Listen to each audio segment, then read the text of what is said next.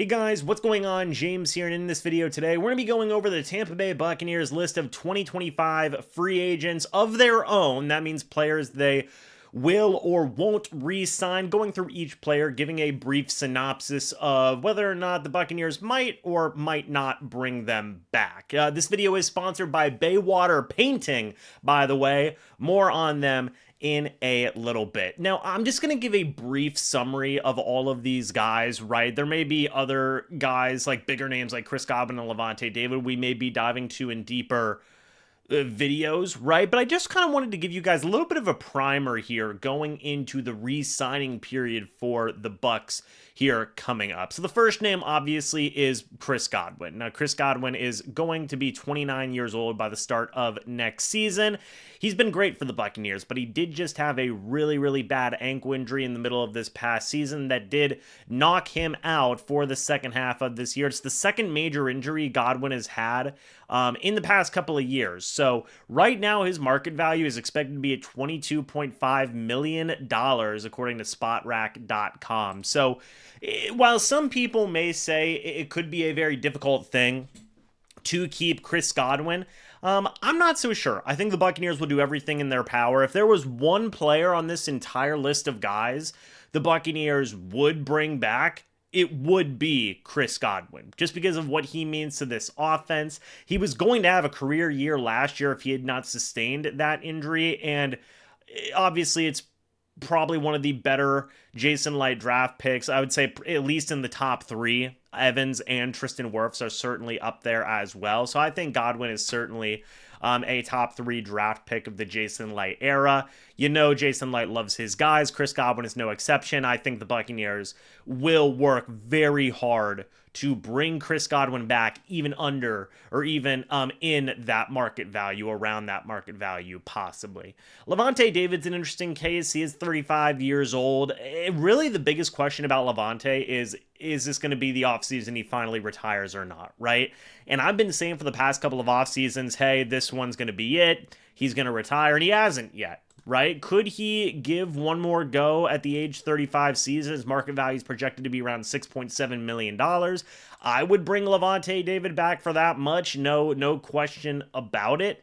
But this one is going to be an interesting one. Not because I don't believe the Buccaneers wouldn't want to bring him back. If there was a second guy the Buccaneers could bring back, it'd probably be Levante David, right? Out of anybody on this list. It's just a matter of, will he retire or will he not retire? Which is going to be an interesting question. But folks, real quick before we continue, I want to thank the sponsor of this video today in Baywater Painting. My guy Zachary does a fantastic job. As you guys can see, this is their Facebook page right here. You can also check them out on Instagram at Baywater Painting and their website at baywaterpainting.com. Give them a call at 727-479-4039. Folks, just take a look at some of the work my guy Zach does. Beautiful shade of red in there in the interior. You also got a beautiful kitchen that was painted, as well as a kitchen island with a sink that was painted there in the middle as well. And also, hey, Zach does exterior painting. Look at this beautiful shading that he's got going out here of this lovely home. That's actually a really nice house. Gosh, I wish I had a house like that. Jeez Louise.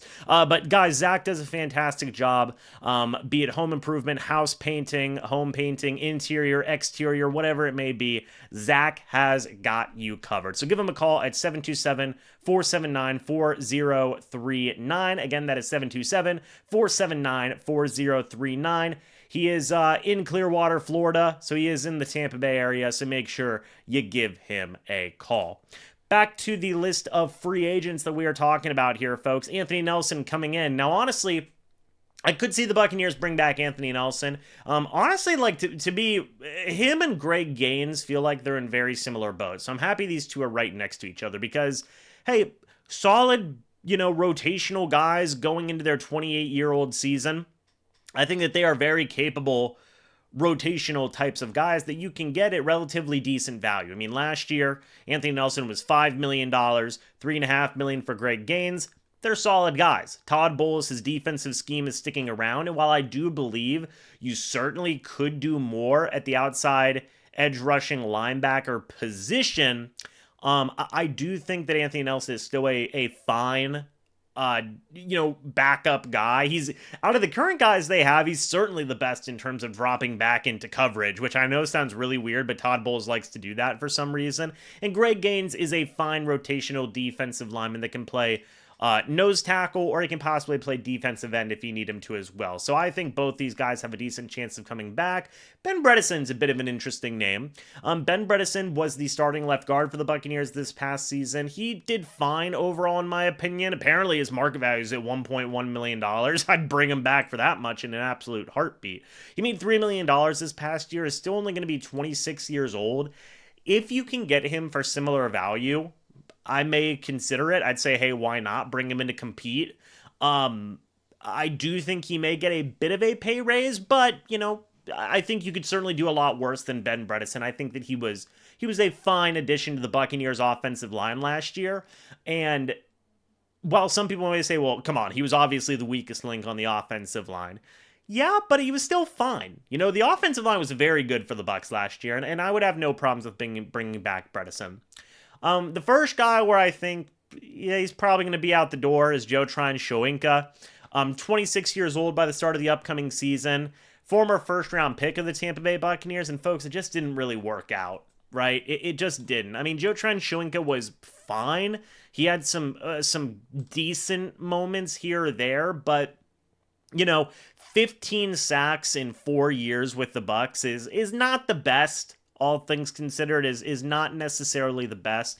And if you look, his snap percentage went down every single year from 2022 to 2023 to 2024. So they were playing him less and less, right? This past year, I not only played in 15 games, but that was the least amount of games least amount of snap percentage he got since he was a rookie. So I think the Bucs are likely done with the Joe Tryon-Shoyinka experiment. I can see them, in a way, kind of majorly overhauling the starting position of that outside edge rushing linebacker group. So it is what it is.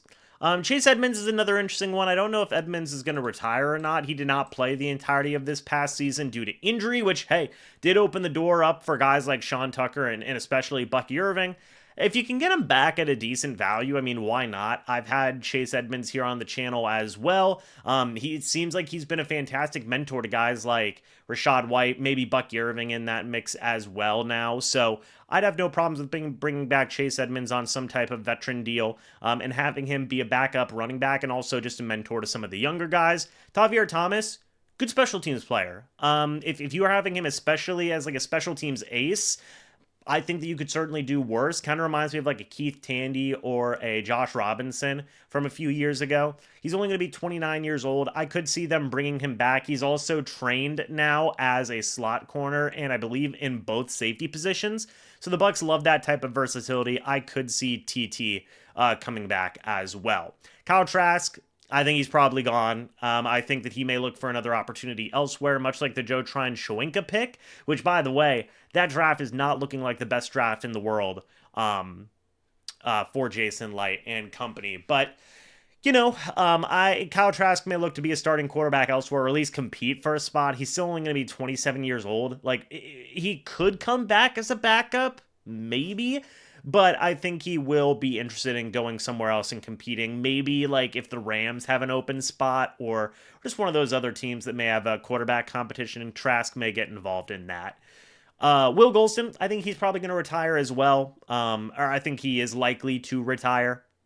Seemed like he was almost retired last season before the Buccaneers brought him back. He's going to be, I think, like 34 years old by the start of the upcoming season. And hey, had a fantastic run in Tampa Bay. I mean, one of the OG, like one of the modern era Bucs that played his entire career in Tampa Bay. I think that's phenomenal, right? You don't get to see that very often in Tampa. So shout out Will Golston, although I think he might be retiring. Let's see. Sua Opeta. I don't think the Bucs are going to bring him back. They may want to go a different route. You may be able to get him back cheap, considering he had a torn ACL.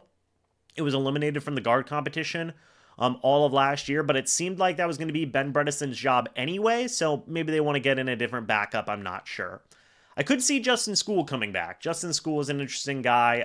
Right now his market value is at around $2.9 million. I think they like Justin Skule a lot as a backup swing tackle. Reminds me of like Josh Wells where it's like, hey, he might not be, he's only 28 years old, like might not be the best guy in the world. You're probably gonna have to give him some help whenever he is out there on the field. But, you know, like, hey, he's a reliable veteran. He knows how to play both tackle positions, so why not? So yeah, Justin School's an interesting name. Sterling Shepard, yeah, could bring him back on a veteran deal. That wouldn't surprise me at all. He has a bit of a rapport. He might retire though. He was essentially all but retired as well before the Bucs decided to bring him back. So he may be a guy kind of like Will Golson, kind of like Levante David, where it's like, he might be hanging him up. Troy Hill, don't think the Bucs are going to bring him back. We really didn't see a lot of Troy Hill at all. He's going to be 35 years or 34 years old this upcoming season. He may be done too. Shaq Barrett's interesting. Shaq Barrett did obviously not play a lot this past year. He is going to be 32 years old by the upcoming season. Only played in one game according to this, 12 snaps in the regular season. I think he played a little bit in the playoff game that the Bucs had. I could see the Bucs being interested in bringing him back. I mean, it seems like the only place he wants to be is in Tampa Bay, and I think that it's huge that Todd Bowles and company are still around. But he was almost retired last year. He did say, like, hey, it's not just me coming back and playing for a little bit. I'm coming back for a while. So, we'll see. Shaq is what he is at this point, right? And I love Shaq. Everybody loves Shaq. I think he can be a solid locker room presence, rotational guy in this outside edge rushing linebacker room if you get him at like a vet minimum. Robert Hainsey's another guy where I can 100% see this guy going off and competing for a starting job somewhere else. I think he's a starting caliber center in this league. I don't necessarily see the Bucs being able to bring him back. I think that he will just be a bit out of the Buccaneers' price range. Especially at only 26 years old, I could see him getting a decent contract to go compete somewhere else for center that wouldn't be with Tampa Bay. And I like Robert Hainsey, but he, much like in the case of a guy like Kyle Trask or something, or maybe even JTS, is probably going to be looking for a fresh start elsewhere where he can have an opportunity to be the full-time starter for a football team. Bryce Hall, hey, why not? Bring him in. He's only 27 years old, depth corner. Can probably bring him back super cheap. I don't think that'd be crazy. Mike Edwards, hey, same thing. If you can get him back on the cheap, he only made $1.1 million with the Bucs this past year. Backup safety, I wouldn't be mad at that at all. Royce Newman, Eric Banks, probably not going to be coming back. Why do we have a market? What is the market value on Royce Newman? Spot rack, $1.3 million. Yeah, I don't think they're bringing back Royce Newman. Eric Banks, same thing. Ryan Neal, probably not coming back. Probably not. But I mean, hey, maybe they like his versatility. I don't know. I like Ryan Neal. He's a nice guy. I met him. KJ Britt, I don't see it, man. I don't see it. I think Britt may be best suited somewhere else. I could honestly even see the Bucs saying like, hey, we're good. We've got Servassier Dennis. I think they would be. Especially with JJ Russell being a restricted free agent, meaning you don't have to pay him a ton. It just seems like there's not a ton of room here for KJ Britt, right? Because I think they are going to be bringing in a new middle linebacker.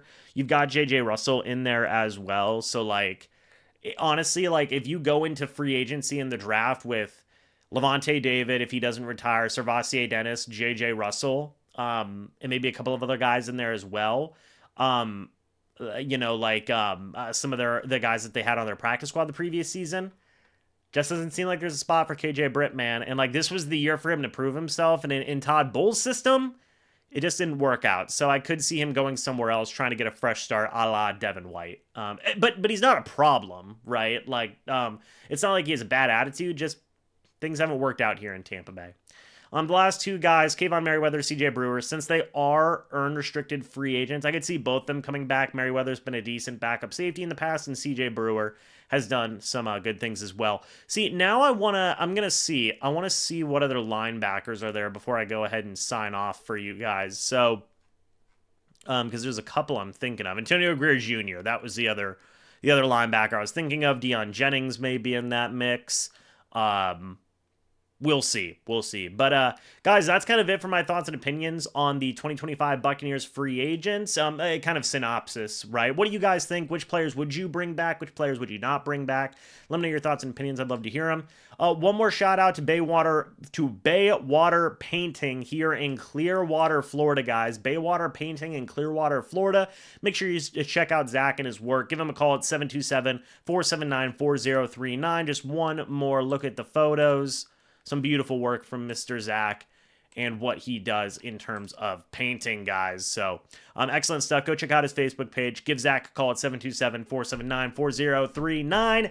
And, guys, as always, I'll see you all in the next video or the next live stream. But until then, and as always, guys, goodbye for now, and go Bucs.